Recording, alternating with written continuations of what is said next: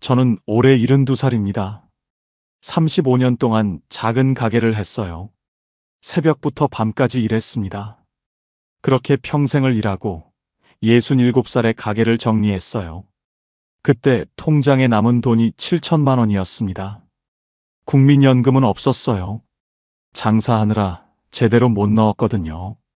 기초연금 60만 원이 전부였습니다. 7천만 원이면 몇 년은 버틸 수 있겠지. 그때는 그렇게 생각했어요.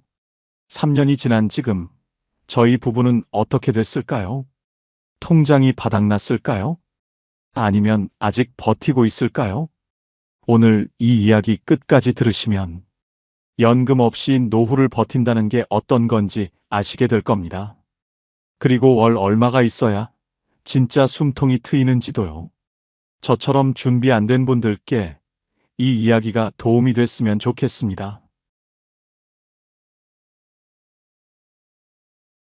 가게 문을 닫던 날이 아직도 생생해요.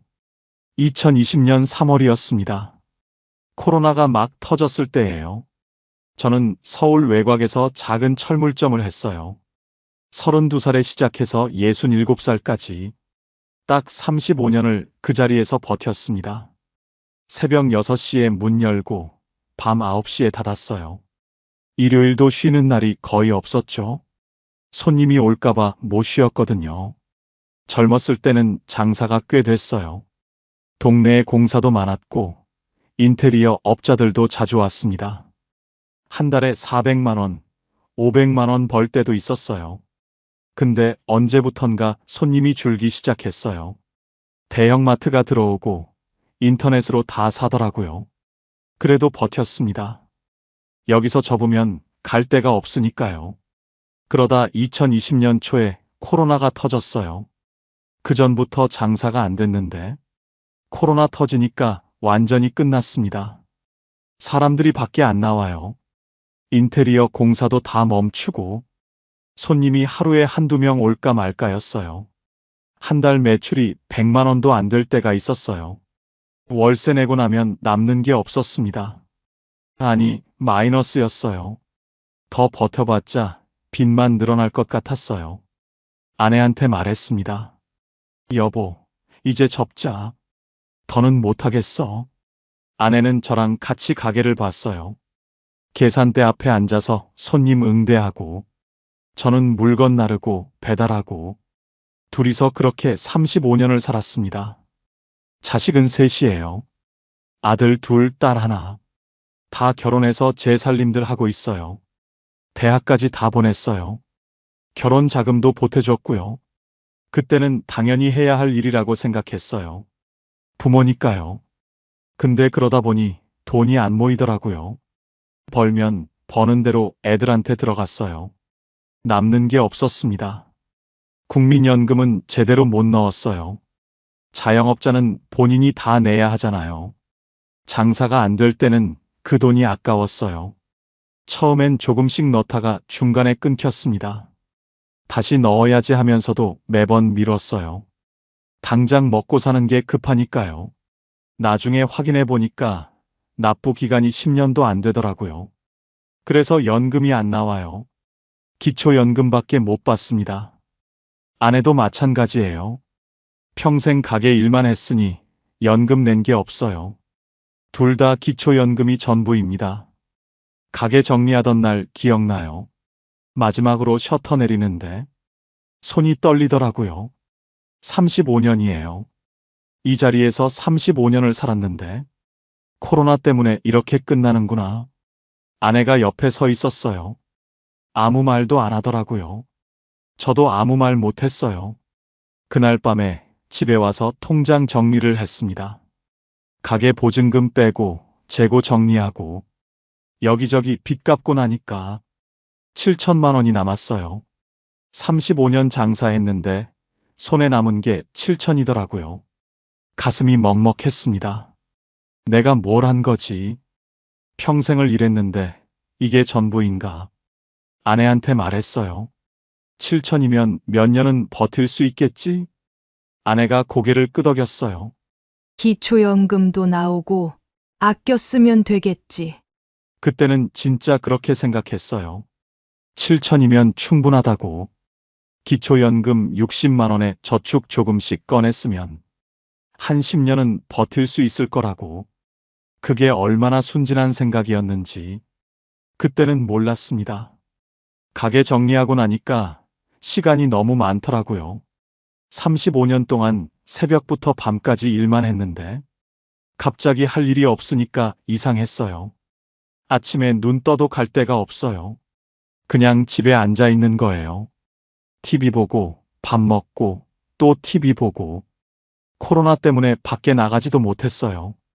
마스크 쓰고 마트 가는 게 전부였습니다. 아내도 마찬가지였어요. 둘이 집에만 있으니까 답답하더라고요. 그래도 처음 몇 달은 괜찮았어요. 이제 좀 쉬자. 평생 고생했는데. 그렇게 생각했거든요. 그때까지만 해도 돈 걱정은 별로 안 했어요.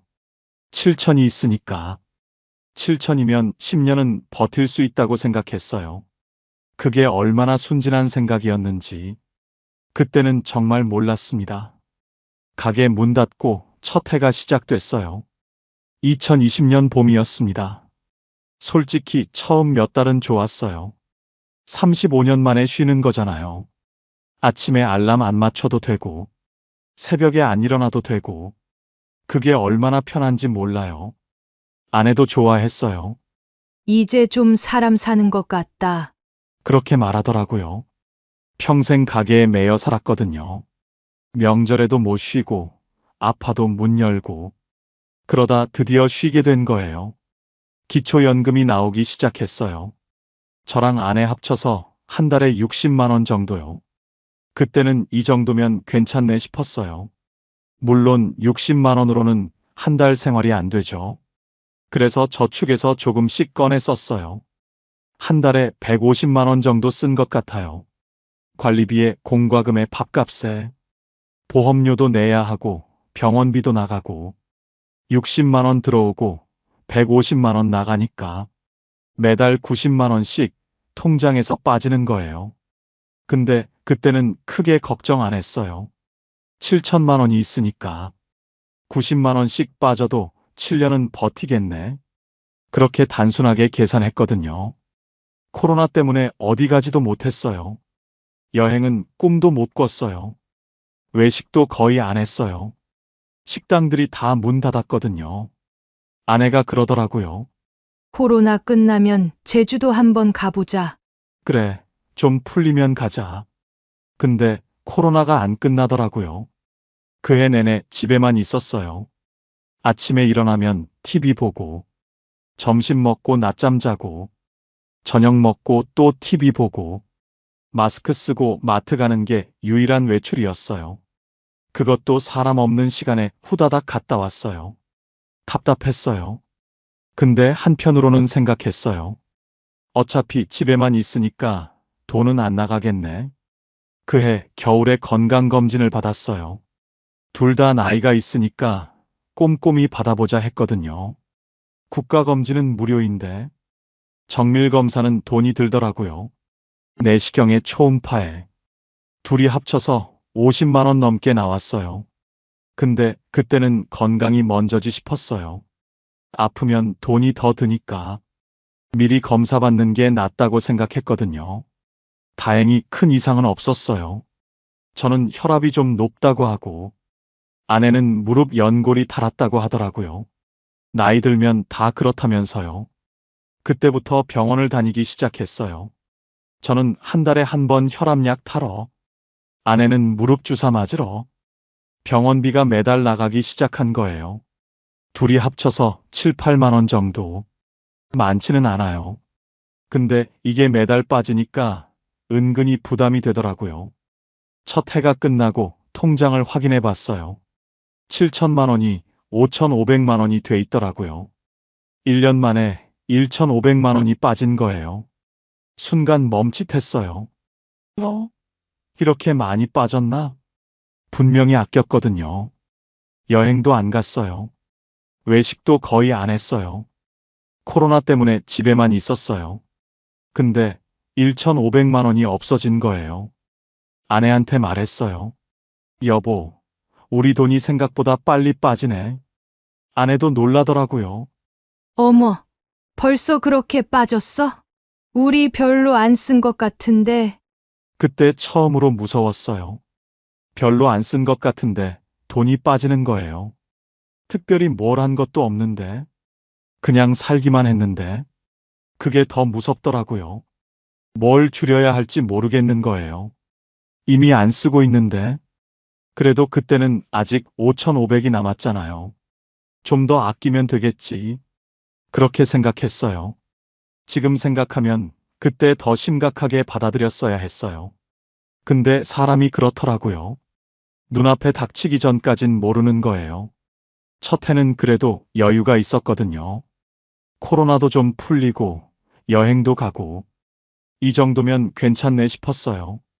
근데 2년 차부터는 달랐습니다. 통장 잔고가 눈에 보이게 줄어들기 시작했어요. 제일 먼저 느낀 게 병원비였어요. 저는 혈압약을 먹기 시작했거든요. 한 달에 한 번 병원 가서 약 타오는데 진료비에 약값까지 하면 3만 원 정도 나가요. 아내는 무릎이 안 좋아요. 연골이 닳았다고 하더라고요. 주사 맞으러 2주에 한 번씩 가요. 한 번에 2만 원씩 나갑니다. 그것만 해도 한 달에 7, 8만 원이에요. 1년이면 거의 100만 원 가까이 되더라고요. 근데 이게 끝이 아니에요. 나이 들면 여기저기 아프잖아요. 어느 날 갑자기 이가 아팠어요. 치과 갔더니 임플란트 해야 한다고 하더라고요. 이번이 세 번째라서 이제는 보험이 안 된대요. 하나에 150만 원이래요. 좀 깎아주세요 했더니 어르신, 이게 최저가예요. 그러더라고요. 150만 원. 한 달 생활비랑 맞먹는 돈이에요. 근데 이 안 하고 살 수는 없잖아요. 결국 했습니다. 경조사비도 만만치 않았어요. 나이 들면 경조사가 줄어들 줄 알았어요. 근데 아니더라고요. 오히려 더 늘어요. 친구 아내가 죽고, 형제 자식들 결혼하고, 동네 지인들 환갑, 칠순 잔치하고, 한 번 나가면 10만 원, 20만 원씩 들어요. 우리도 형편이 어려운데 좀 적게 내자 하면. 아내가 그래요. 여보, 그동안 우리도 다 받았잖아. 체면이 있지. 맞는 말이에요. 우리 애들 결혼할 때 다 받았거든요. 이제 갚아야 할 때가 된 거예요. 근데 그게 한두 번이 아니에요. 한 달에 두세 번씩 있을 때도 있어요. 그러면 30만 원, 40만 원이 훅 나가요. 난방비도 무서웠어요. 우리 집이 오래된 아파트거든요. 단열이 잘 안 돼요. 겨울에 보일러 틀면 가스비가 장난이 아니에요. 첫 해 겨울에 가스비 고지서 보고 깜짝 놀랐어요. 한 달에 25만 원이 나온 거예요. 이게 말이 돼? 아내한테 물었더니 어쩔 수 없지. 추운데. 그래서 2년 차 겨울부터는 아꼈어요. 낮에는 보일러 끄고 이불 덮고 있었어요. 밤에만 살짝 틀고 그래도 20만 원 가까이 나오더라고요. 여름에는 또 에어컨 때문에 전기세가 올라가고 2년 차 끝나고 통장을 확인했어요. 5,500만 원이 3,800만 원이 돼 있었어요. 1년 만에 1,700만 원이 빠진 거예요. 첫 해보다 더 많이 빠졌어요. 손이 떨리더라고요. 계산기를 두드려 봤어요. 이 속도면 2년 뒤에는 바닥이에요. 기초연금 60만 원만으로는 절대 못 살아요. 그날 밤에 잠이 안 왔어요. 천장만 보면서 생각했어요. 어떡하지? 돈이 다 떨어지면 어떡하지? 애들한테 손 벌려야 하나? 그때부터 통장 확인하는 게 무서워지더라고요. 예전에는 그냥 봤어요. 얼마 있나? 얼마 빠졌나? 별 생각 없이 확인했거든요. 근데 이제는 달라요. 통장 볼 때마다 가슴이 철렁해요.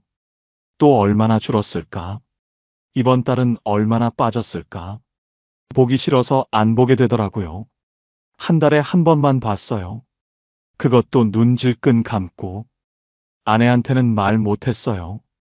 괜히 걱정시키기 싫었거든요. 근데 아내도 눈치를 챘나 봐요. 어느 날 저녁에 그러더라고요. 여보, 우리 돈 많이 빠졌지? 나도 알아. 장 볼 때마다 느껴. 그날 처음으로 솔직하게 얘기했어요. 통장에 얼마 남았는지, 이 속도면 얼마나 버틸 수 있는지. 아내가 한참 아무 말 없더니 어떡하지, 여보? 그러더라고요. 저도 대답을 못했어요. 어떡하긴요. 저도 모르겠는데 3년 차가 되니까 더 심해졌어요. 아끼고 아껴도 돈이 빠져요. 밥은 먹어야 하고, 병원은 가야 하고, 공과금은 내야 하고, 줄일 데가 없어요. 이미 다 줄였거든요. 고기는 한 달에 한두 번만 먹었어요. 외식은 거의 안 했어요. 아내가 좋아하는 커피도 끊었어요. 그래도 돈이 빠져요. 물가는 오르는데 수입은 그대로니까요. 3년 차 끝나고 통장을 봤어요. 2천만 원 초반이었어요. 3년 만에 7천이 2천이 된 거예요. 5천만 원이 사라졌어요. 머릿속이 하얘지더라고요. 이러다 진짜 바닥나겠구나. 그 생각밖에 안 들었어요. 자식들한테 말 못했습니다. 통장에 2천만 원 남았을 때 제일 먼저 든 생각이 뭔지 아세요? 애들한테는 말하지 말자. 그 생각이었어요. 자식이 셋이에요. 큰아들은 서울에서 회사 다니고, 둘째 아들은 경기도에서 작은 사업하고, 막내딸은 부산에서 시집가서 살아요.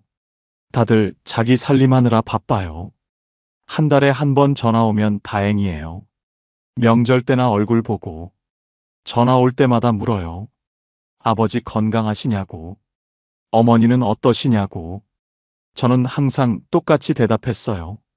잘 지낸다고, 걱정 말라고. 돈 얘기는 한 번도 안 했어요. 왜 말 못했냐고요? 자존심이에요. 평생 가장으로 살았거든요. 애들 어렸을 때는 제가 다 벌었어요.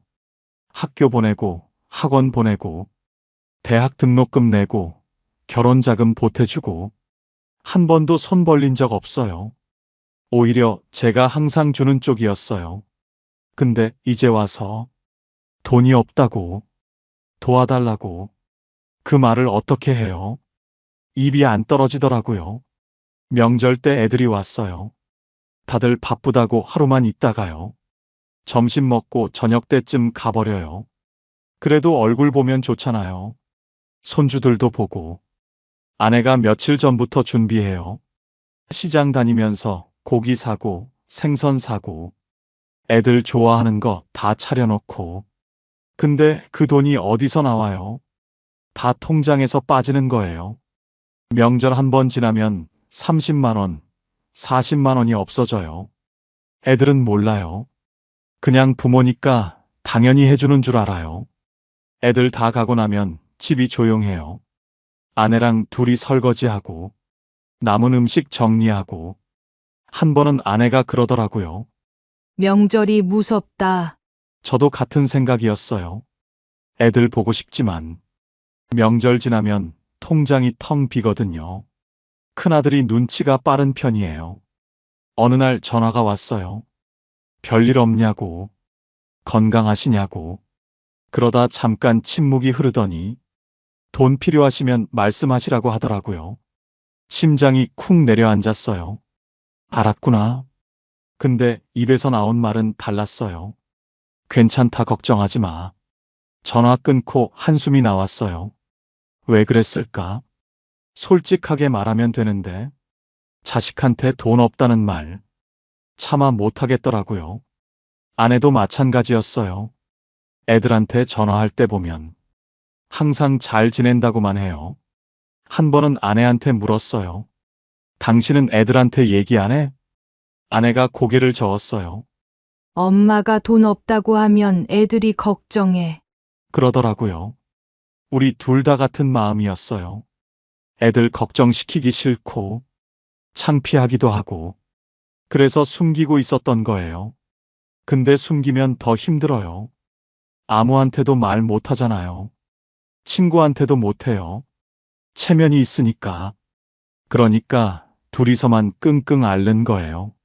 밤에 잠 안 오면 천장만 보고 한숨만 쉬고 아내가 가끔 부엌에서 울었어요. 설거지 하다가 몰래 눈물 훔치고 저도 알아요. 근데 뭐라고 할 수가 없어요. 제가 해줄 수 있는 게 없으니까. 그때가 제일 힘들었어요. 돈이 없는 것보다 아무한테도 말 못하는 게 더 힘들었어요. 나이 들어서 돈 없으면요. 진짜 외로워요. 30년 살던 집을 팔았습니다. 통장에 2천만 원. 이 속도면 1년도 못 버팁니다. 밤마다 잠이 안 왔어요. 어떡하지? 어떻게 해야 하지? 머릿속으로 계산만 했거든요. 뭘 줄여야 하나? 어디서 돈을 구해야 하나? 근데 줄일 데가 없었어요. 이미 다 줄인 상태였으니까요. 그때 아내가 먼저 말을 꺼냈어요. 집 얘기였습니다. 우리 집은 작아거든요. 30년 전에 샀어요. 그때는 진짜 무리했죠. 대출 받고 전세 끼고 겨우겨우 마련한 집이에요. 20평대 아파트입니다. 크지는 않아요. 근데 우리한테는 전부였죠. 애들 셋 다 이 집에서 컸어요. 결혼할 때까지 여기서 살았고요.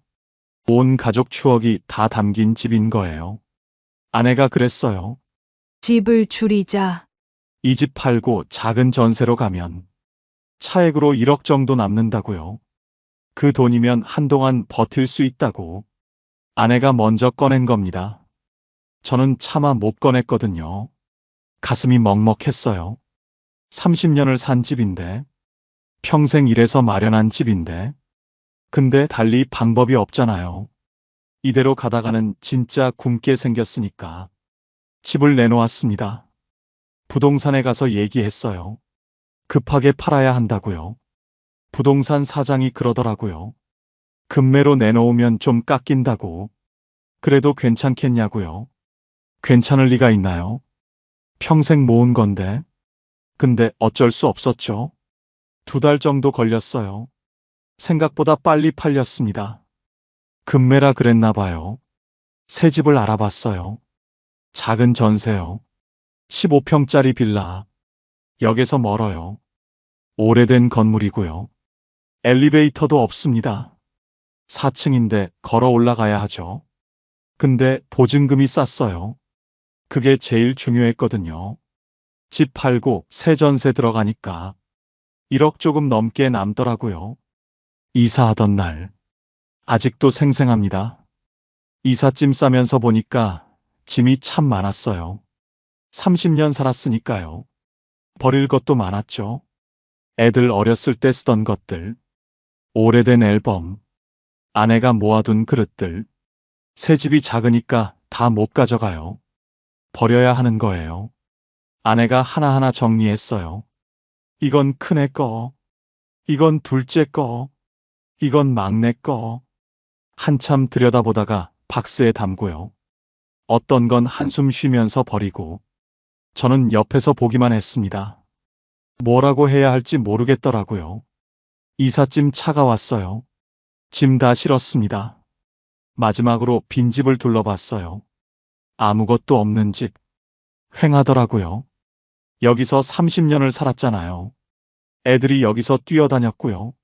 명절마다 온 가족이 모였어요. 웃고 떠들고. 그게 다 여기서 있었던 일인 거예요. 현관문 앞에 섰습니다. 문 닫아야 하는데 손이 안 움직이더라고요. 아내가 옆에 서 있었어요. 저를 쳐다보지 않았습니다. 그냥 바닥만 보고 있었죠. 30년 살던 집 나오는데 아내가 아무 말도 안 하더라고요. 저도 아무 말 못했어요. 그냥 문을 닫았습니다. 새 집으로 왔어요. 15평짜리 빌라 4층. 짐 풀고 정리하는데 공간이 너무 좁았어요. 짐이 다 안 들어가요. 창밖을 봤습니다. 전에 살던 집은 앞이 탁 트여 있었거든요. 근데 여기는 바로 앞에 건물이에요. 햇빛도 잘 안 들어오죠. 70 넘어서 이런 데 살 줄 몰랐어요. 평생 일했는데 결국 이렇게 된 겁니다. 그래도 1억이 생겼잖아요. 은행에 넣어뒀어요. 이자가 조금씩 나오더라고요. 한 달에 20만 원 정도. 기초연금 60만 원에 이자 20만 원. 합치면 80만 원이에요. 여전히 모자랍니다. 근데 그래도 숨통이 조금 트이더라고요. 바닥이 보이던 게 조금은 여유가 생긴 거예요. 새 집에서 첫날 밤 잠이 안 왔어요. 천장이 낯설었습니다. 소리도 달랐고요. 옆집 소리가 다 들려요. 아내가 옆에서 뒤척이더라고요. 잠이 안 오나 봐요. 한참 있다가 아내가 작게 말했습니다. 여기도 살다 보면 정들겠지. 저는 대답 못했어요. 그냥 눈만 감았습니다. 정들겠죠? 살다 보면. 근데 그날 밤은 너무 서러웠어요. 70 넘어서 일 나갑니다. 집 줄이고 1억 만들었어요. 이자 20만 원 나오고요. 기초연금 60만 원이랑 합치면 80만 원입니다. 근데 80만 원으로 둘이 살 수 있나요? 턱없이 부족하죠. 최소 150만 원은 있어야 숨을 쉬거든요. 매달 70만 원씩 모자란 거예요. 그럼 1년에 840만 원. 1억 있어도 12년이면 바닥이에요. 또 같은 상황이 오는 겁니다. 돈 떨어지고 불안하고 그 굴레에서 벗어나야 했어요. 방법을 찾아봤습니다. 70 넘어서 할 수 있는 일이 뭐가 있을까? 인터넷 찾아보고요. 주민센터도 가보고 복지관에도 물어봤어요. 그때 알게 된 게 노인 일자리 사업이에요. 나라에서 하는 거더라고요. 65세 이상이면 신청할 수 있대요. 공익활동이라고 해서 공원 청소하고 교통 봉사하고 그런 일을 하면 한 달에 29만 원 준다고요. 29만 원. 적긴 적죠. 근데 없는 것보다 낫잖아요. 주민센터에 가서 신청했습니다. 저랑 아내 둘 다요. 신청서 쓰는데 손이 떨리더라고요. 70 넘어서 일자리 신청서를 쓰게 될 줄 몰랐거든요. 옆에 앉은 사람들 보니까요. 다들 비슷한 나이였어요. 70대, 80대, 머리 하얗고 허리 굽은 분들. 다들 조용히 앉아서 서류 쓰고 있었습니다. 눈도 안 마주치더라고요. 서로가 서로를 모른 척 했어요. 아마 다들 비슷한 마음이었을 거예요. 창피하기도 하고, 서럽기도 하고, 몇 주 뒤에 연락이 왔어요. 선발됐다고요. 저랑 아내 둘 다 솔직히 기뻤어요. 돈이 생기니까요. 근데 한편으로는 씁쓸했습니다. 평생 가장으로 살았는데, 남 밑에서 일해본 적 없는데, 이 나이에 29만 원 받으러 일 나가는 거잖아요. 아내는 저보다 담담하더라고요. 돈 버는 건데 뭐가 창피해. 그렇게 말했어요. 맞는 말이죠. 근데 가슴 한쪽이 뻐근했습니다. 첫 출근 날, 새벽 6시에 일어났어요. 35년 장사할 때도 새벽에 일어났거든요. 근데 그때랑은 기분이 다르더라고요. 내 가게 나가는 거랑, 남 밑에서 일하러 가는 거랑, 조끼 입고 모자 쓰고 나갔습니다. 공원 청소가 제 일이었어요. 빗자루 들고 낙엽 쓸고, 쓰레기 줍고, 같이 일하는 분들이 있었어요. 다들 70대, 80대, 말없이 묵묵히 일하더라고요. 하루 3시간 일해요. 한 달에 10일. 그러면 29만 원 받는 겁니다. 체력이 안 되더라고요. 3시간이 그렇게 길 줄 몰랐어요. 빗자루질 1시간 하면 허리가 아파요. 쪼그려 앉아서 쓰레기 줍다 보면 무릎이 시큰거리고요. 젊었을 때는 하루 종일 일해도 괜찮았거든요. 가게에서 물건 나르고 배달하고. 그래도 끄떡 없었어요. 근데 70 넘으니까 다르더라고요. 몸이 안 따라줘요. 집에 오면 녹초가 됩니다. 밥 먹고 바로 누워요. 뼈마디가 쑤시고, 다음날 또 일어나기 힘들고, 아내도 마찬가지였어요. 아내는 경로당에서 봉사하는 일이거든요.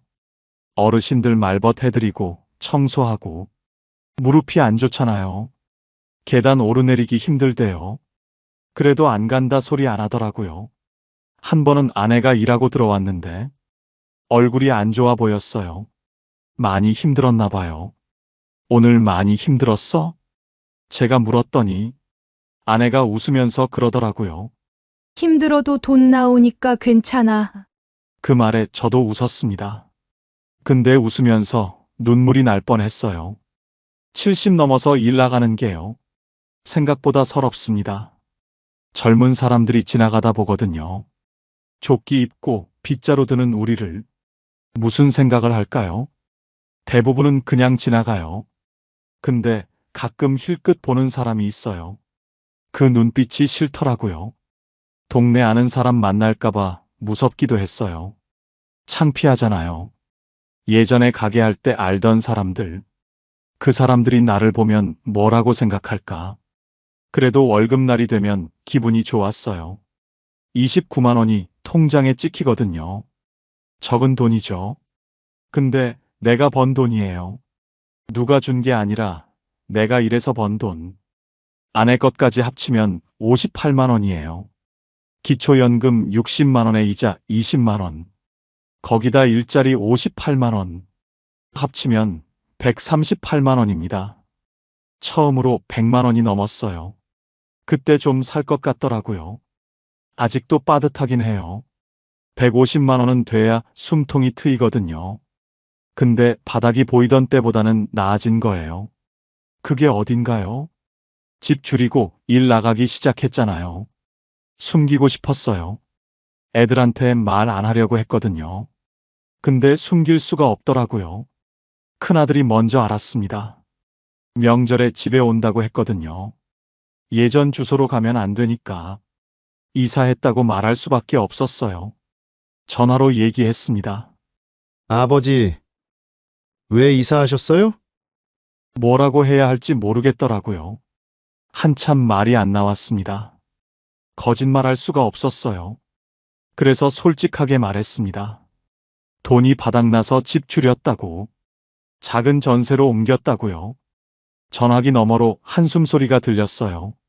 큰아들이 한참 아무 말 없더니 왜 말씀 안 하셨어요? 그러더라고요. 저도 할 말이 없었습니다. 큰아들이 동생들한테 얘기했나 봐요. 그날 저녁에 둘째한테도 전화 왔고요. 막내딸한테도 왔습니다. 다들 같은 말을 하더라고요. 왜 말 안 했냐고. 왜 혼자 끙끙 앓았냐고. 미안하더라고요. 걱정 끼치기 싫었던 건데 결과적으로 더 속상하게 만든 거잖아요. 며칠 뒤에 큰아들이 집에 왔어요. 새로 이사한 집으로요. 현관문 열고 들어오더니 집안을 둘러봤습니다. 15평짜리 빌라. 좁고 낡은 집. 아들 표정이 굳더라고요. 아무 말 안 하고 서 있었어요. 저도 뭐라고 해야 할지 몰랐습니다. 창피했거든요. 아들한테 이런 모습 보여주기 싫었는데 한참 있다가 큰아들이 그러더라고요. 아버지, 저희가 도울게요. 저는 고개를 저었어요. 너희도 살기 바쁜데 괜찮다. 근데 아들이 저를 똑바로 쳐다봤습니다. 그동안 아버지가 저희한테 해주신 거 생각하면 이건 아무것도 아니에요. 그 말에 눈물이 핑 돌았어요. 참았습니다. 아들 앞에서 울면 안 되니까요. 그 뒤로 애들이 돈을 보내기 시작했어요. 큰아들이 매달 10만 원, 둘째도 10만 원, 막내딸도 10만 원, 셋이서 30만 원씩 보내주더라고요. 처음에는 받기 싫었어요. 평생 주기만 했는데 이제 와서 받으려니까 자존심이 상했거든요. 근데 아내가 그랬어요. 받아. 애들 마음인데. 그래서 받았습니다. 고마웠어요. 근데 한편으로는 미안하더라고요. 애들도 다 형편이 넉넉하지 않거든요. 큰아들은 애들 학원비 내랴, 대출 갚으랴 바쁘고요. 둘째는 사업이 잘 안 돼서 힘들고, 막내는 시댁 눈치 보면서 살림하잖아요. 그런 애들한테 손 벌리게 됐으니 부모로서 할 도리를 못한 것 같았습니다. 애들이 보내주는 30만 원, 저는 한 번도 안 썼어요. 통장에 따로 모아두고 있습니다. 비상금으로요. 병원비가 갑자기 나갈 수도 있잖아요. 무슨 일이 생길지 모르니까요. 그래서 그 돈은 안 건드립니다. 지금까지 한 번도 안 꺼냈어요. 마음이 좀 놓이더라고요. 뭔가 있다는 게. 애들이 가끔 전화해요. 예전보다 자주 하더라고요. 별거 아닌 안부인데 그게 그렇게 고마울 수가 없어요. 예전에는 당연하게 생각했거든요. 자식이니까 연락하는 거라고, 부모니까 챙겨주는 거라고. 근데 막상 힘들어지니까 알겠더라고요.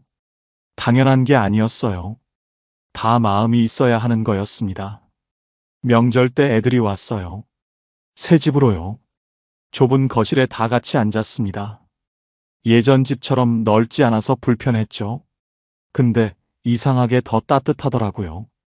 오손도손 모여 앉으니까 오히려 가까워진 느낌이었어요. 돈이 없으면 자식도 멀어진다고 했잖아요. 근데 꼭 그런 것만은 아니더라고요. 힘들 때 손 내밀어주는 자식이 있으면 그게 얼마나 큰 힘이 되는지 몰라요. 물론 모든 집이 다 그런 건 아닐 겁니다. 저희는 운이 좋은 편이에요. 근데 확실한 건 부모가 먼저 솔직해져야 한다는 거예요. 숨기고 버티면 더 힘들어집니다. 저도 진작 말할 걸 그랬어요. 혼자 끙끙 앓지 말고. 그랬으면 덜 힘들었을지도 몰라요. 지금 저희 부부 수입이 얼마인지 아세요? 한번 계산해 볼게요. 기초연금이 둘이 합쳐서 60만 원이에요. 노인 일자리 나가서 버는 게 58만 원이고요. 집 줄여서 만든 1억, 은행 이자가 20만 원 정도 나옵니다. 다 합치면 138만 원. 대충 140만 원이에요. 140만 원으로 둘이 삽니다. 많다고요? 한번 써볼게요. 관리비 15만 원. 전기세, 가스비 합쳐서 10만 원. 통신비 5만 원. 건강보험에 실손보험까지 20만 원. 여기까지가 50만 원이에요. 손도 안 댔는데 50만 원이 나가는 거죠. 남은 돈 90만 원. 이걸로 한 달을 먹고 살아야 합니다. 식비가 제일 커요. 아무리 아껴도 40만 원은 들어요. 장 보러 가면요. 가격표부터 봐요. 예전에는 먹고 싶은 거 샀거든요. 고기 먹고 싶으면 고기 사고, 과일 먹고 싶으면 과일 사고. 지금은 달라요. 할인하는 것만 사요. 유통기한 임박 상품 있잖아요. 그거 위주로 삽니다. 고기는 한 달에 두세 번 먹을까요? 그것도 삼겹살 같은 비싼 거 말고 닭고기나 돼지 앞다리살 싼 거로 사요. 과일은 거의 안 사요. 비싸거든요. 사과 한 봉지에 10,000원이 넘잖아요. 그 돈이면 반찬거리 사는 게 낫죠. 생필품하고 옷. 이것도 은근히 나가요. 세제, 휴지, 치약. 이런 거 사다 보면 한 달에 10만 원은 기본이에요. 옷은 거의 안 사요. 근데 속옷이나 양말은 사야 하잖아요. 겨울에 내복도 사야 하고요. 평균 내면 한 달에 20만 원 정도 들어요. 병원비가 제일 무서워요. 저는 혈압약, 아내는 무릎 주사.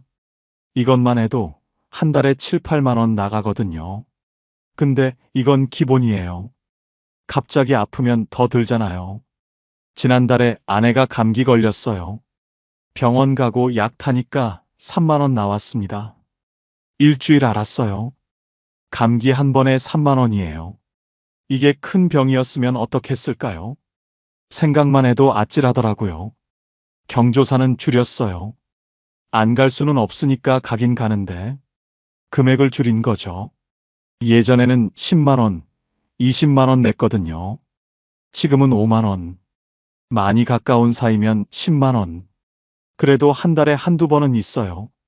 그러면 10만 원, 15만 원이 나가는 거예요. 아끼고 아껴도 이건 어쩔 수 없더라고요. 교통비는 그나마 적게 들어요.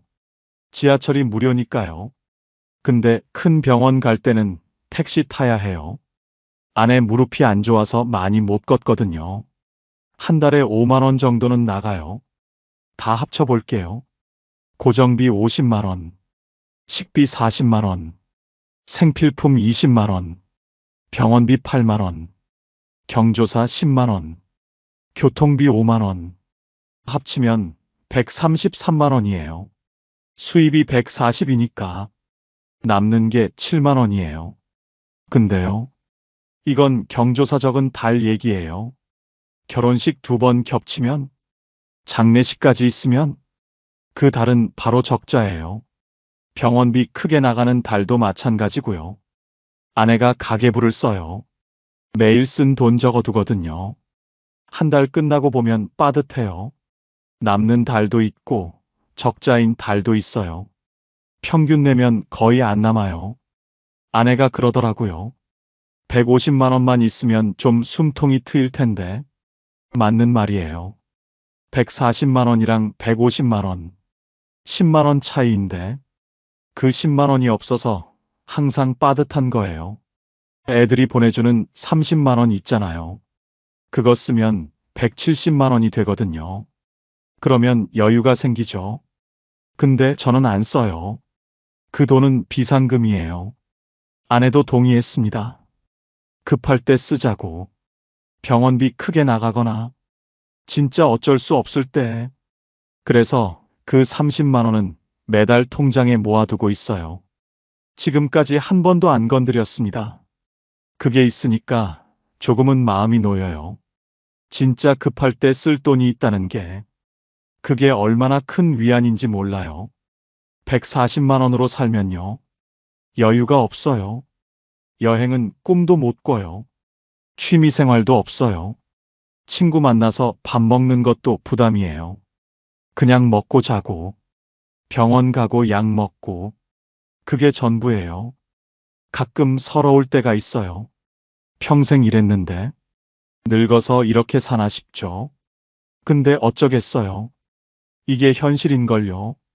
제가 왜 이 얘기를 하냐면요. 연금 없이 노후 보내려면 진짜 힘들어요. 저희는 그나마 나은 편이에요. 집이라도 있었으니까 줄여서 돈 만들었잖아요. 자식들이 도와주기도 하고요. 근데 이것도 없으면요. 어떻게 살아요? 기초연금 60만 원. 이걸로 어떻게 삽니까? 한 달 관리비에 공과금 내면 끝이에요. 그래서 말씀드리고 싶어요. 월 150만 원은 있어야 합니다. 최소한 150이요. 그래야 밥 먹고, 병원 가고, 공과금 내고, 겨우겨우 살 수 있어요. 140도 부족해요. 저희가 지금 140인데 매달 쪼들리거든요. 여유 있게 살려면 180, 200은 있어야 해요. 근데 그게 안 되면 최소 150이요. 연금으로 150이 안 되면 일을 해야 하고 집을 줄여야 하고 자식한테 손 벌려야 합니다. 저처럼요. 지금 준비하세요. 미리 준비하세요. 저는 67살에 가게 접고 연금 없이 7천만 원 들고 시작했어요. 3년 만에 바닥났습니다. 집 팔고 일 나가고 겨우겨우 140만 원 만들었어요. 지금 힘드냐고요? 힘들죠. 근데 버티고 있습니다. 여러분은 저처럼 되지 마세요. 미리 준비해 두세요. 연금이든 저축이든 월 150은 나오게 해두세요. 늙어서 돈 없으면요. 진짜 서러워요. 오늘 이야기가 도움이 되셨다면 좋아요 한번 눌러주세요. 비슷한 상황에 계신 분들께 이 영상 공유해 주셔도 좋고요. 구독하시면 다음 이야기도 받아보실 수 있어요. 봄날 이야기였습니다. 감사합니다. 65세 아내와 저 30년 넘게 같이 벌었고요. 둘이 합쳐서 14억이 있습니다. 부자라고요? 글쎄요. 저는 잘 모르겠어요. 주변에 저보다 훨씬 많이 가진 분들도 있고요. 저보다 적은 분들도 있어요. 다만 한 가지 확실한 건 저는 지금 불안하지 않다는 겁니다. 20년 전 45살 때 저는 정말 막막했거든요. 노후 준비 어떻게 해야 되지? 주식을 해야 하나, 예금을 해야 하나, 집은 팔아야 하나, 가지고 있어야 하나. 결론부터 말씀드리면요. 저는 한 번도 몰빵하지 않았습니다. 그게 14억을 만든 비결이냐고요? 아니요. 그건 아닌 것 같아요. 근데 불안하지 않게 만든 비결은 맞습니다. 오늘은 그 이야기를 해볼까 해요. 2005년 45이었습니다. 회사에서 15년 넘게 다니고 있었고요. 아이 둘은 고등학생이었어요. 큰애가 고3, 둘째가 고1. 아내는 애들 초등학교 고학년 때부터 다시 일을 시작했거든요. 출산하고 10년 넘게 쉬다가 복직한 거예요. 그때부터 우리는 맞벌이였습니다. 둘이 벌으니까 생활은 나쁘지 않았어요. 넉넉하진 않아도 부족하진 않았거든요. 그냥 열심히 살면 되는 줄 알았습니다. 근데 그해 가을에 일이 하나 있었어요. 회사 선배 한 분이 명예퇴직을 했거든요. 55세, 저보다 10년 선배였어요. 저보다 월급도 많이 받으셨고, 집도 더 좋은 데 사셨어요. 근데 송별회 자리에서 이러시더라고요. 야, 나도 솔직히 준비 안 됐어. 근데 어쩌겠어. 나가라는데. 술잔 내려놓으시면서 쓴웃음을 지으셨어요. 그 표정이 자꾸 떠오르더라고요. 나보다 10년 더 일하신 분, 나보다 돈도 더 많이 버신 분, 그런 분도 준비가 안 됐다고 하시는 거예요. 그럼 나는 10년 뒤에 나는 뭐가 달라져 있을까? 그날 밤에 집에 와서 계산기를 두드려 봤어요. 지금 통장에 얼마 있지? 퇴직금 받으면 얼마나 되지? 노후에 월 얼마는 있어야 하지? 근데 숫자가 안 맞더라고요. 대학 등록금 보내야 하고, 나중에 결혼 자금도 줘야 하고, 그거 다 빼면 노후 자금은 언제 모으지? 맞벌이라 수입은 괜찮았는데, 쓸 때도 많았거든요. 새벽까지 뒤척이다가 아내를 깨웠어요. 당신, 나 좀 얘기하고 싶은 게 있어. 아내가 눈 비비면서 일어났어요. 오늘 선배 송별회 갔다 왔거든. 그분이 자기도 준비 안 됐다고 하시더라. 우리도 준비해야 할 것 같아. 이대로 가면 안 될 것 같아. 그게 시작이었습니다. 부자가 되고 싶어서가 아니에요. 그냥 불안했거든요. 막연한 불안감. 그게 노후 준비의 시작이었습니다. 아내가 한숨을 쉬더라고요. 나도 요즘 그 생각 많이 했어. 의외였어요. 아내도 같은 고민을 하고 있었던 거예요. 친구들 만나면 다들 그 얘기야. 노후 어떡하냐고. 연금은 얼마나 나오냐고. 아내 말로는요. 친구들 중에 남편이 명퇴당한 집이 몇 개 있대요. 갑자기 수입이 끊기니까 난리가 났다고요. 어떤 집은 퇴직금으로 치킨집 차렸다가 망했대. 어떤 집은 애들 등록금 내다가 다 썼대. 남의 얘기 같지가 않더라고요. 우리는 둘이 벌잖아. 근데 그게 언제까지 될지 모르는 거잖아. 아내가 그러더라고요. 맞는 말이었어요. 지금은 둘 다 건강하니까 일하지. 근데 10년 뒤에는? 20년 뒤에는? 그날 밤 우리는 새벽 2시까지 얘기했어요. 지금 통장에 얼마 있는지, 애들 대학 보내려면 얼마 드는지, 결혼 자금은 얼마나 줘야 하는지 다 꺼내놓고 얘기했습니다. 계산해 보니까요. 등록금이랑 결혼 자금까지 주면 우리한테 남는 게 거의 없더라고요. 이대로 가면 안 되겠다. 아내도 고개를 끄덕였어요. 근데 뭘 어떻게 해야 하는 거야? 그건 나도 몰랐어요. 주식을 해야 하는지, 예금을 해야 하는지, 부동산을 사야 하는지, 일단 알아보자. 주변에도 물어보고, 책도 읽어보고, 아내가 그러더라고요. 돈을 나눠야 할 것 같아. 애들 등록금, 결혼 자금, 노후 자금. 다 섞어 놓으면 나중에 헷갈릴 거야. 그 말이 맞았어요. 한 통장에 다 넣어두면 급할 때 꺼내 쓰게 되거든요. 노후 자금도 결국 손대게 될 거예요. 통장을 따로 만들자. 목적별로 나눠서 관리하자. 그날 밤 우리가 정한 건 딱 두 가지였어요. 하나, 뭔가 준비를 시작하자. 둘, 돈을 목적별로 나누자. 구체적인 건 아직 몰랐어요. 근데 방향은 잡힌 것 같았습니다. 아내랑 같은 마음이라는 게 다행이었어요. 혼자였으면 못했을 것 같거든요. 그날 이후로 본격적으로 알아보기 시작했습니다. 노후 준비를 해야겠다고 마음먹고 나니까요. 더 혼란스러워지더라고요. 주변에 물어봤거든요.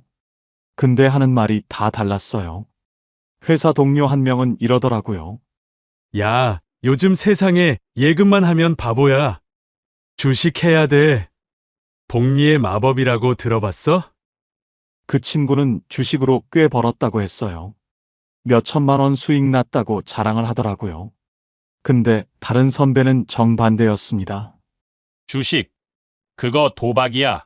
나 IMF 때 반 토막 났어. 그 뒤로 절대 안 해. 그 선배는 예금이 최고라고 하셨어요. 원금 보장되는 게 어디냐고요. 또 다른 분은 부동산을 추천하셨어요. 땅은 배신 안 해. 작은 거라도 하나 사놔. 어떤 분은 연금보험 들어야 한다고 하고요. 어떤 분은 달러를 사놔야 한다고 하고요. 듣다 보니까 머리가 복잡해지더라고요. 다 맞는 말 같기도 하고, 다 틀린 말 같기도 하고, 책도 몇 권 읽어봤어요. 재테크 책, 노후 준비 책. 근데 읽으면 읽을수록 더 헷갈렸습니다.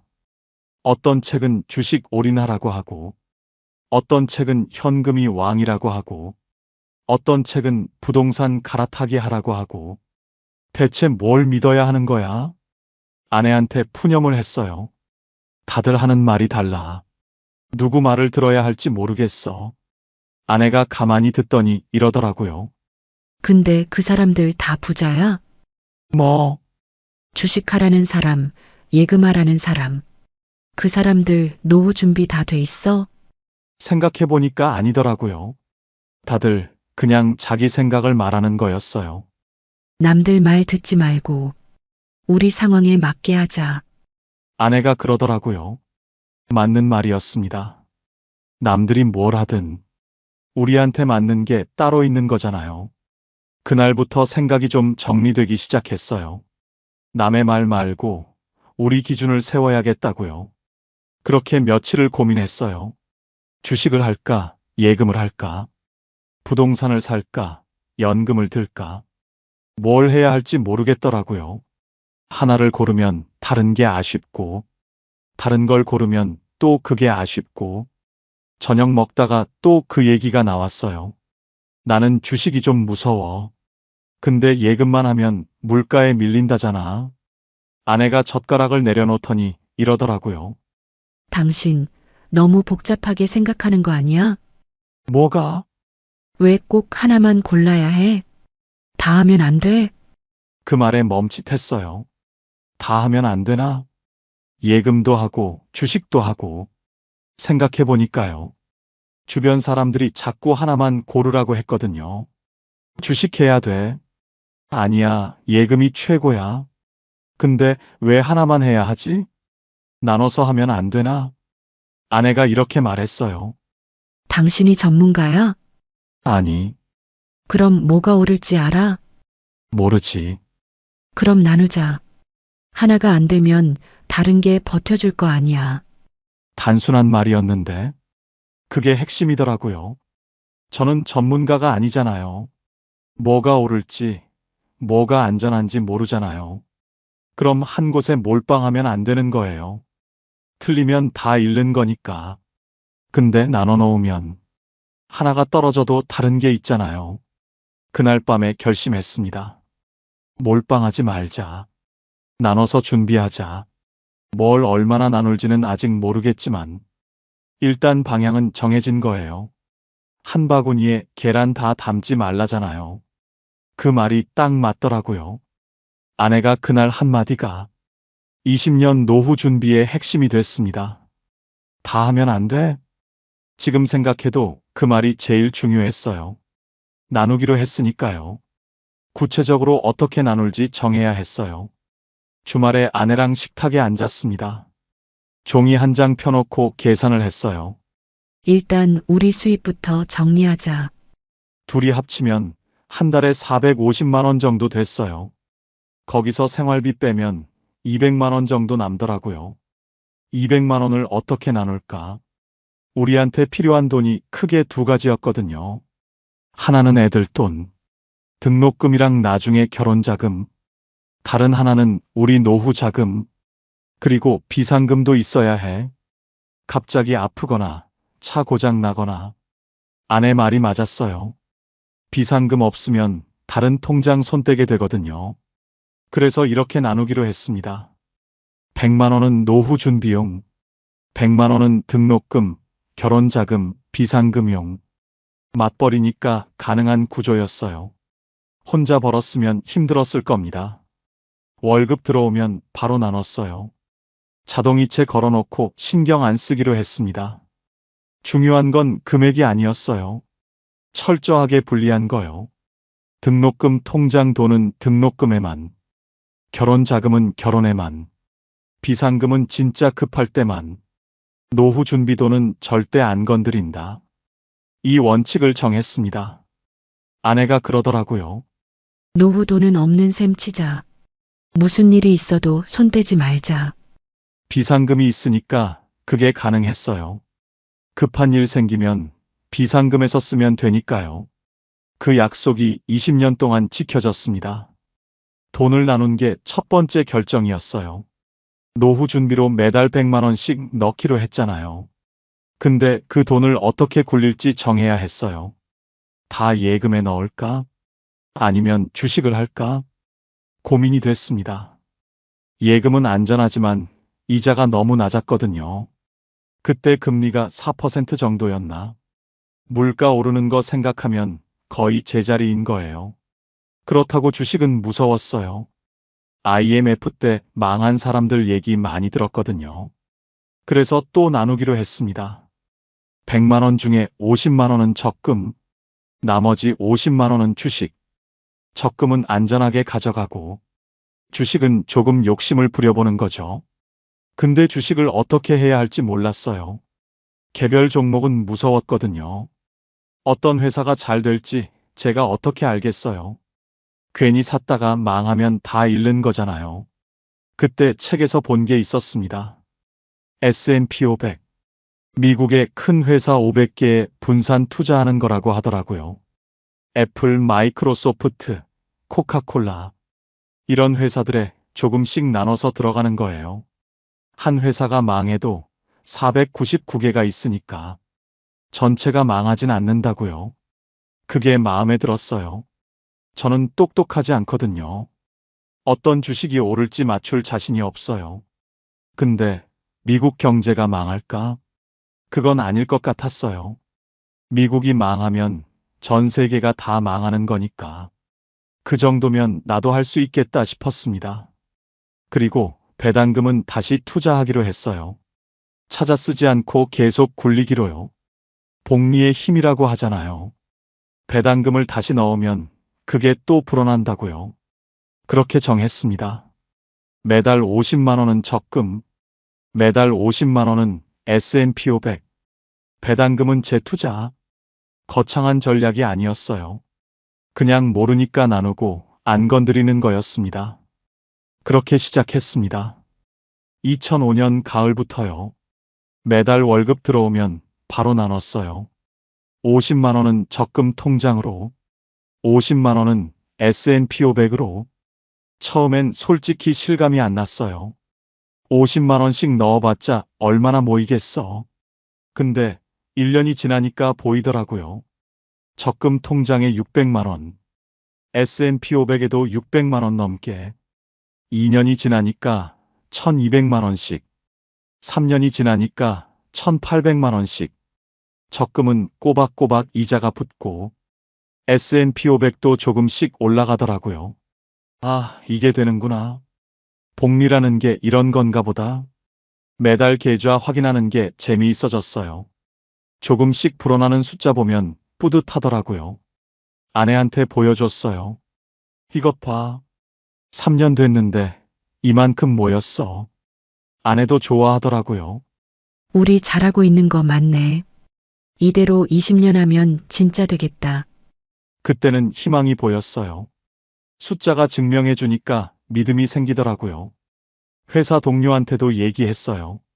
나 요즘 S&P 500 하거든. 3년 됐는데 꽤 괜찮아. 동료가 부럽다고 하더라고요. 자기도 해야 하는데 맨날 미룬다고요. 그때까지만 해도 순탄했습니다. 주식 시장도 괜찮았고, 금리도 나쁘지 않았어요. 세계 경제가 잘 돌아가고 있었거든요. 이대로만 가면 되겠다 싶었어요. 20년 뒤에는 꽤 모이겠다 싶었습니다. 근데 문제는 그 다음이었어요. 세상이 그렇게 순탄하지 않더라고요. 순조롭게 가다가 갑자기 폭풍이 오는 거예요. 3년 동안 모은 돈. 그게 한순간에 반토막 날 줄은 몰랐습니다. 2008년이 오고 있었어요. 2008년 9월이었어요. 뉴스에서 난리가 났더라고요. 리먼 브라더스라고 미국의 큰 투자은행이 있었거든요. 그게 망하면서 글로벌 금융위기가 터진 거예요. 처음엔 남의 일인 줄 알았어요. 미국 은행이 망했다는데 나랑 무슨 상관이야? 근데 그 다음 날부터 주식 시장이 무너지기 시작했어요. 매일 뉴스에서 폭락 얘기만 나왔습니다. 세계 경제가 무너진다. 대공황이 온다. 다들 공포에 떨고 있었어요. 저도 불안해서 계좌를 열어봤어요. 열기가 무서웠는데 안 볼 수도 없더라고요. 마이너스 40%. 3년 동안 모은 돈이 반토막 나 있었습니다. 1,800만 원 넣었는데 1,100만 원밖에 안 남았어요. 손이 떨렸어요.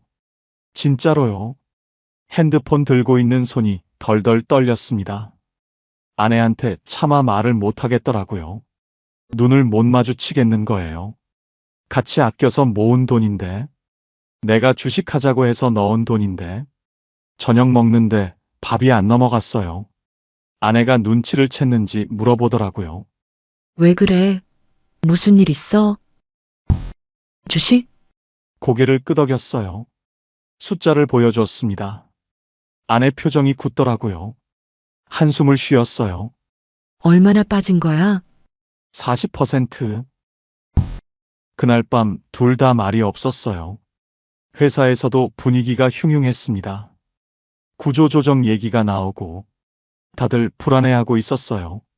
점심시간에 동료들끼리 모이면 온통 주식 얘기였어요. 나 다 팔았어. 더 떨어지기 전에. 지금이라도 팔아. 바닥이 어딘지 몰라.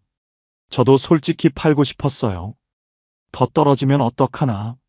원금이라도 건져야 하는 거 아닌가. 밤에 잠이 안 오더라고요. 새벽 3시에 눈이 떠져서 천장만 바라봤어요. 그때가 제일 힘들었습니다. 노후 준비 시작한 거 후회도 됐어요. 그냥 예금만 할 걸. 왜 주식을 했을까? 3년 동안 열심히 모았는데 이게 다 물거품이 되는 건가? 그 생각에 잠을 못 잤습니다. 며칠을 고민했어요. 팔아야 하나 말아야 하나. 매일 뉴스 보면서 가슴이 철렁했습니다. 오늘도 떨어졌다. 내일은 또 얼마나 떨어질까? 뉴스만 틀면 공포스러운 말들이 쏟아졌어요. 세계 경제 붕괴, 대공황 재현. 전문가들도 바닥이 어딘지 모른다고 했습니다. 동료들은 하나둘씩 손절하고 있었어요. 점심 먹다 보면 다들 주식 얘기였거든요. 누구는 어제 다 팔았대. 누구는 반이라도 건졌대. 그 말 들으면 저도 팔아야 하나 싶더라고요. 나만 바보같이 들고 있는 건 아닌가. 회사에서 집에 오는 길이 무거웠어요. 지하철에서 핸드폰 계좌 열어보면 매일 숫자가 줄어 있었거든요. 어느 날 저녁이었어요. 밥을 먹는데 숟가락이 안 들어가더라고요. 아내가 먼저 말을 꺼냈습니다. 며칠째 잠을 못 자니까 눈치를 챈 거예요. 팔까 말까 고민 중이라고 했어요. 더 떨어지기 전에 팔아야 하는 거 아닌가. 원금이라도 건져야 하는 거 아닌가. 아내가 한참 생각하더니 이렇게 물었어요. 그 돈 지금 써야 해? 그 말에 멈칫했어요. 노후 자금이잖아요. 20년 뒤에 쓸 돈이지 지금 쓸 돈이 아니잖아요. 그러게요. 왜 지금 팔아야 하지? 지금 팔면 진짜 손해야. 안 팔면 아직 손해 아니잖아. 맞는 말이었어요. 지금 팔면 마이너스 40%가 진짜 손해가 되는 거고, 안 팔면 그냥 화면 위의 숫자일 뿐인 거잖아요. 20년 뒤에 쓸 돈인데, 20년 뒤에 올라 있으면 되는 거 아닌가. 파는 순간 끝이지만, 버티면 기회는 있는 거니까요. 그날 밤 결심했습니다. 안 팔기로요. 무섭긴 했어요. 내일 또 떨어질 수도 있으니까. 더 떨어지면 어쩌나 하는 생각도 들었고요. 근데 아내 말이 맞았어요. 지금 당장 쓸 돈이 아니잖아. 그럼 굳이 지금 팔 이유가 없는 거예요. 그리고 적금이 있으니까 버틸 수 있었어요. 노후 자금 전부가 주식이었으면 못 버텼을 겁니다. 반은 안전하게 은행에 있다는 게 나머지 반을 버티게 해준 거예요. 나눠놓길 잘했다 싶었습니다. 몰빵했으면 그날 밤 다 팔았을 거예요. 아내의 그 한마디가 저를 버티게 해줬습니다. 근데 문제는 그 다음이었습니다. 매달 넣던 50만 원. 이번 달에도 넣어야 하나. 시장이 매일 떨어지고 있었거든요. 지금 넣으면 그것도 같이 떨어지는 거잖아요. 솔직히 무서웠어요. 돈을 불구덩이에 던지는 기분이었습니다. 아내한테 물어봤어요. 이번 달은 좀 쉴까? 시장 안정되면 다시 넣을까? 아내가 이러더라고요. 한번 멈추면 다시 시작하기 어려워. 맞는 말이었어요. 이번 달 쉬면 다음 달도 쉬게 되고, 그러다 보면 결국 안 하게 되는 거거든요. 다이어트도 그렇잖아요. 오늘 하루 쉬자 하면 내일도 쉬게 되고, 그러다 결국 안 하게 되는 거요. 그리고 생각해 보니까요. 지금 싸게 사는 거일 수도 있잖아요. 3년 전보다 40%나 떨어졌으니까. 같은 50만 원으로 더 많이 살 수 있는 거예요. 물론 더 떨어질 수도 있어요. 그건 아무도 모르는 거니까요. 근데 어차피 20년 할 거잖아요. 20년 동안 오를 때도 있고 내릴 때도 있을 거예요. 내릴 때 안 사면 싸게 살 기회를 놓치는 거잖아요. 그렇게 생각하니까 마음이 좀 편해졌어요. 그 달에도 50만 원을 넣었습니다. 떨리는 손으로요. 다음 달에도 넣었어요. 그 다음 달에도 넣었고요.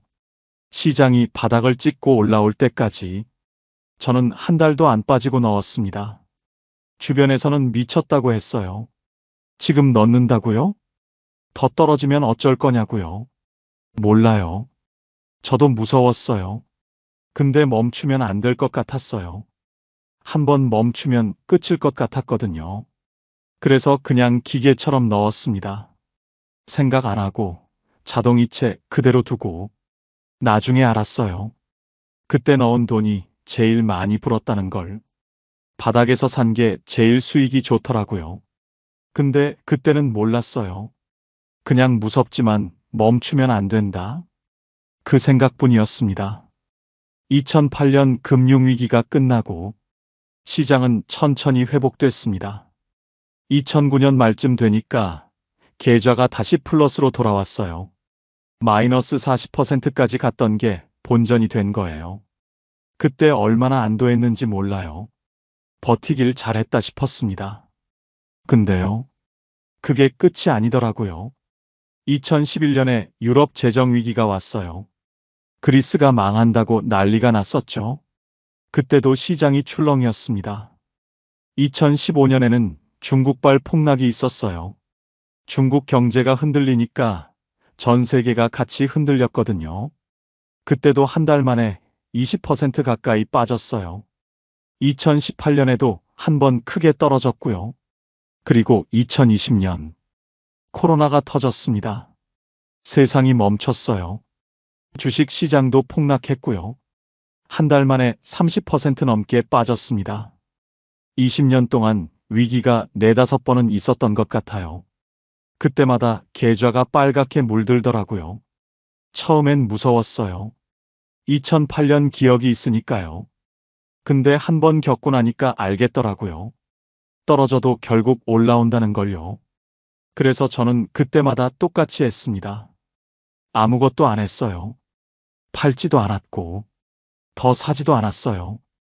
그냥 원래 하던 대로 매달 50만 원씩 넣었습니다. 뭔가 대단한 전략이 있어서 그런 게 아니에요. 그냥 뭘 해야 할지 몰랐던 거예요. 팔자니 2008년에 버틴 게 아깝고, 더 사자니 또 떨어질까봐 무섭고, 그래서 그냥 가만히 있었어요. 기계처럼 매달 넣기만 했습니다. 아내한테 가끔 물어봤어요. 이번에도 그냥 놔둘까?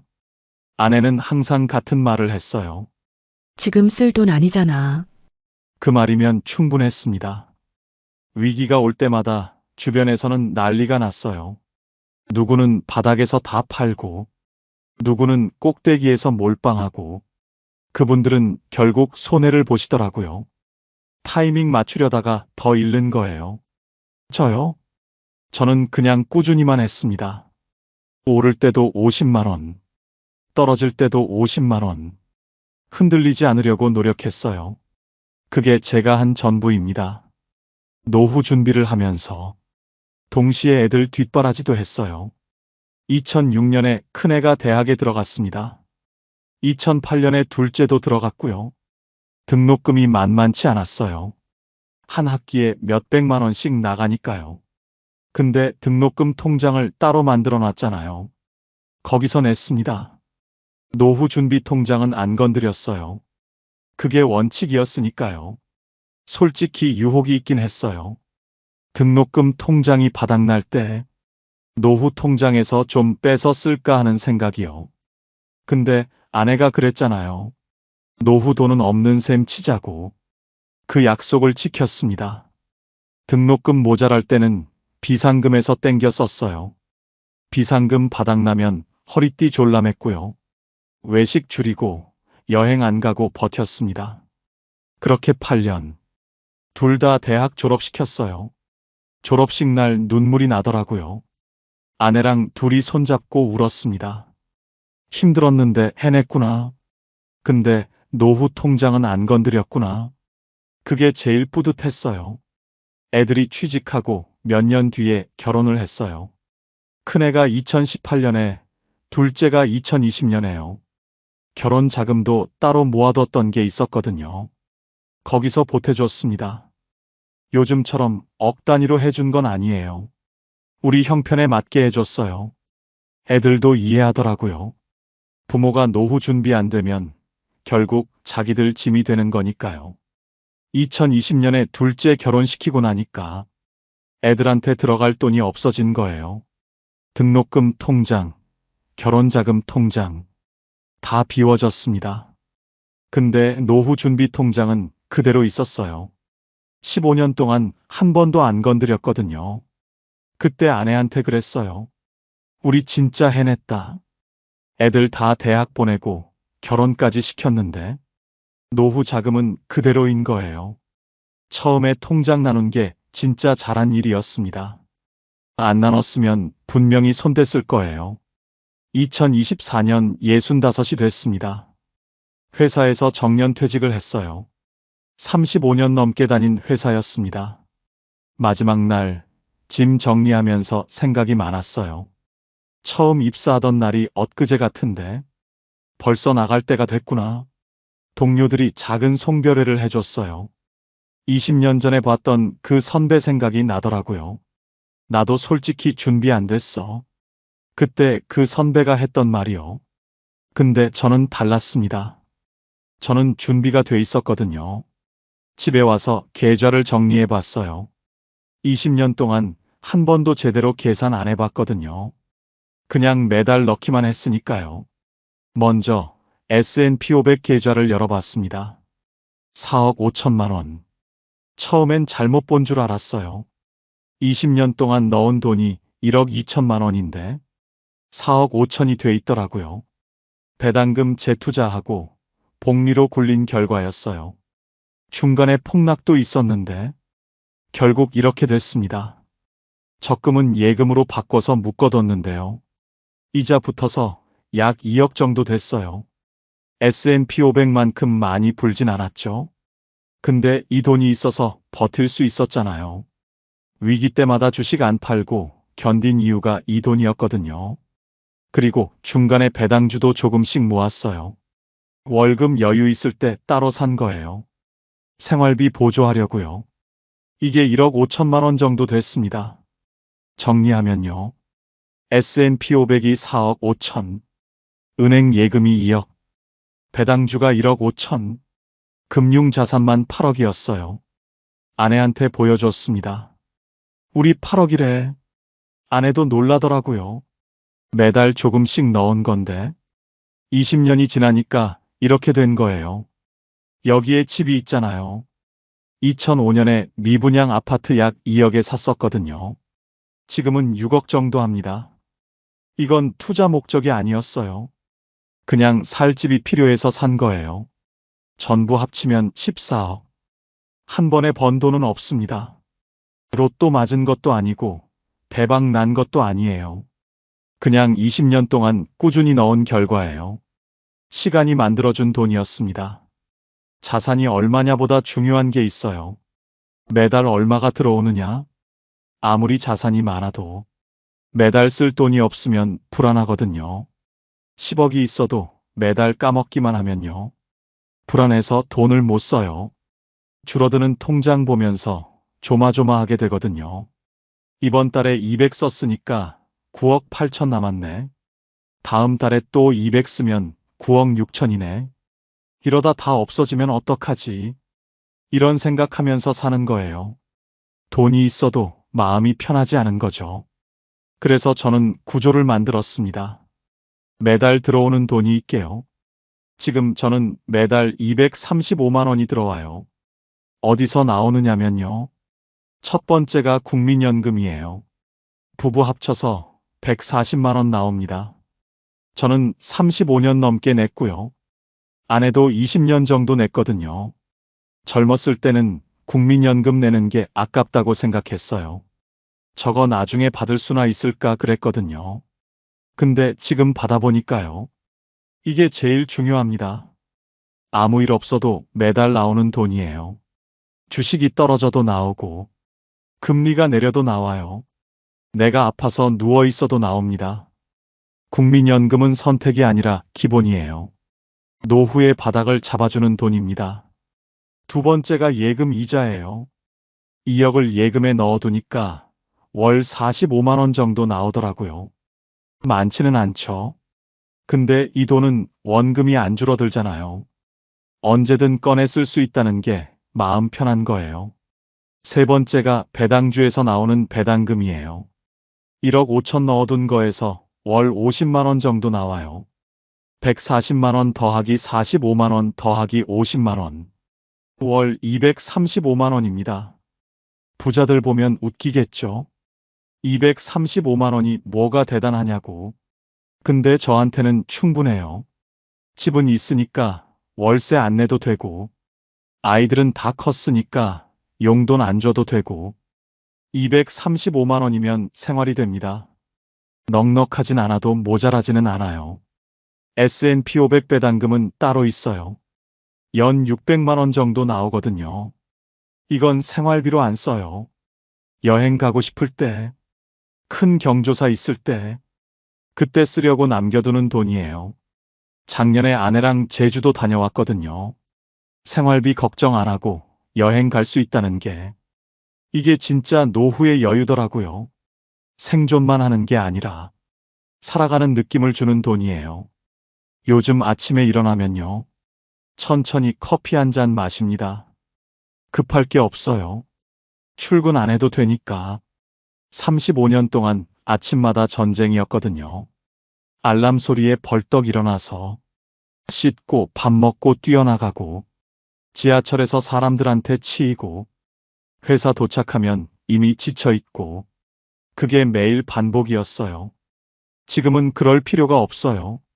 눈 떠지면 일어나고, 커피 내려서 천천히 마시고, 창밖으로 해 뜨는 거 보면서요. 이런 여유가 있었나 싶어요. 아내랑 동네 산책을 해요. 아파트 뒤에 작은 공원이 있거든요.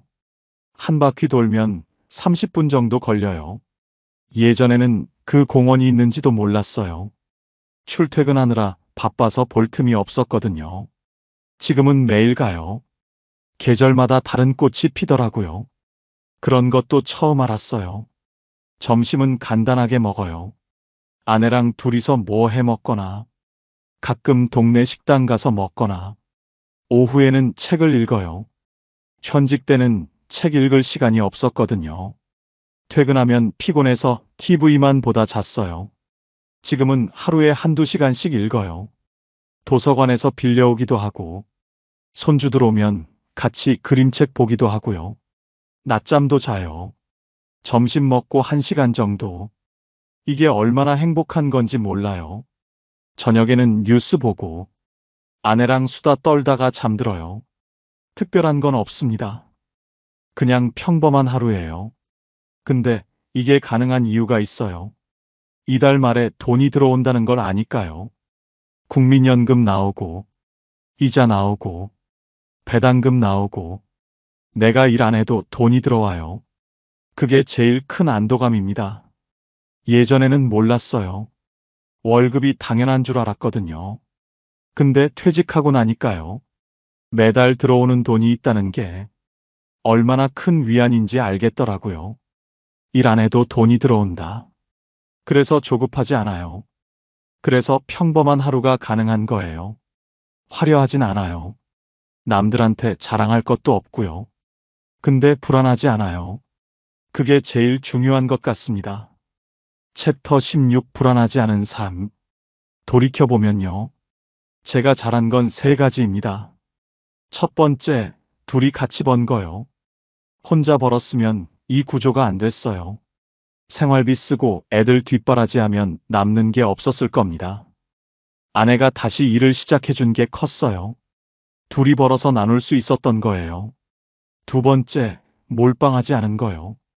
주식에 다 넣었으면 2008년에 다 팔았을 거예요.